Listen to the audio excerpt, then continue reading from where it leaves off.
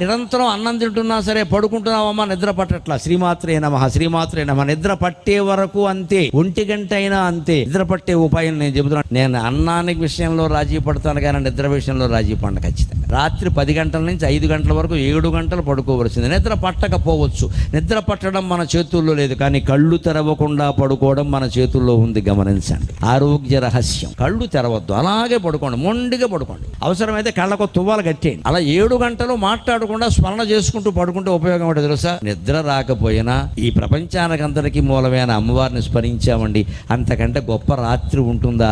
అదే కదా శివరాత్రి. మీ జీవితంలో మిగిలిన రాత్రులన్నీ కాళరాత్రులేనండి. భగవంతుడు స్మరించింది ఒకటే శివరాత్రి. పొద్దున్న మీరు చూసుకోండి, కావాలంటే పరీక్ష చేసుకుని. తెల్లవార్లు నిద్ర పట్టకపోయినా సరే మీరు కళ్ళు తెరవకుండా గుడ్డ కట్టుకుని పడుకోగలిగితే, కళ్ళకి గంతలు కట్టుకుని పడుకోగలిగితే పొద్దున్న ఏ రకమైన అలసట ఉండదు, కళ్ళల్లో ఎర్రజీరలు ఉండనే ఉండవు. మీరు పరిశీలించి చూసుకోండి.